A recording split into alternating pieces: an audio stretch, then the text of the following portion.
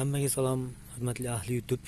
Mana bir 2 hafta iyabiyagida ekilgan Pekin karamlarimiz materialda ostida o'zini tutib chiroyli holatga kelib qopti.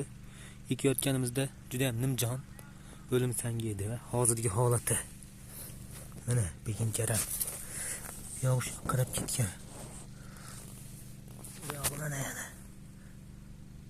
Pekin karamlar ancha o'zini tutib qopti. Mana shunaqa qilib dehqonchilik qilinyapti Dostoevskiy rayonida. Qoyil qolmasdan iloji yo'q lekin. Ularda ham shunaqa Pekin karamlar bor. Kulinayotgan bo'lsa, nima qilsin ham kulyapti. Bu odamlar ancha ko'p ketgan. Pekin karamlar.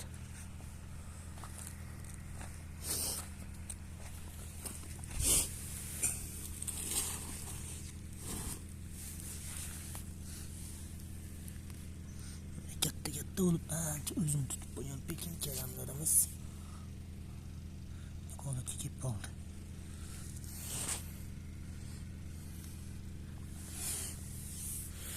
Shunaqa material ostida, qumda ostida. Bundan tashqari oddiy karam bor, kabachok bor. Yana o'sha eski gaplar, pomidorlar yaqinda ekildi. Ularda ekilganiga adashmasam 1 yoki 2 hafta bo'ldi.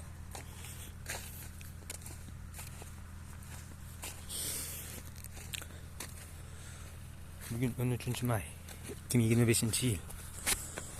Ekish tugatdik, ya'ni Teplisada yetishtirilgan ko'chatlarni oxirini ekib bo'ldik. Bulg'or qalampir, ya'ni peresni ekib bo'ldik. Shuning uchun bugun banket hamda aqiqa deb aytib o'tdim oldingi videoda ham. Endi 14-15 kunlari dam, undan keyin dakansa 6 oy, oktyabrga 4 oy, oktyabrgacha ish. Ertalab ham ish, kech payt ham ish, kunduzi ham ish. Har doim ish.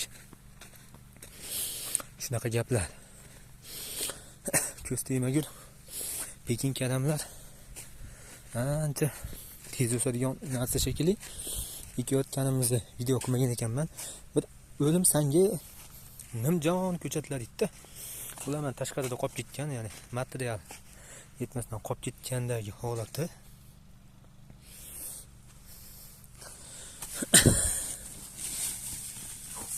Bu yog'i esa materialda osti. Materialda ostidagilar ancha katta holatga kelib qolgan. Bu yoqdagilar ancha nimjon. Negaki bu yerda shamol juda ham kuchli bo'lar ekan. Shamol kuchli hamda badaniga issiq bo'lib turib, ketishga borib sovuq tushib ketishi ham mumkin ekan.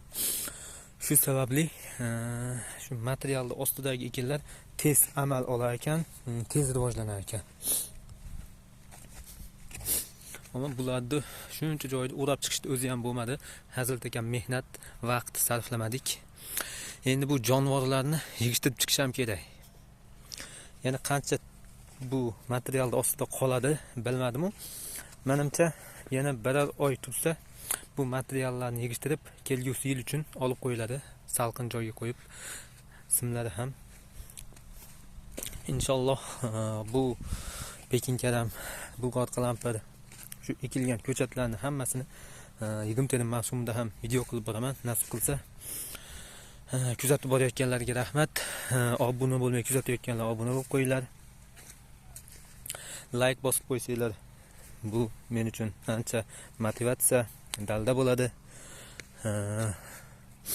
Hammaga rahmat. Sog' salomat bo'linglar.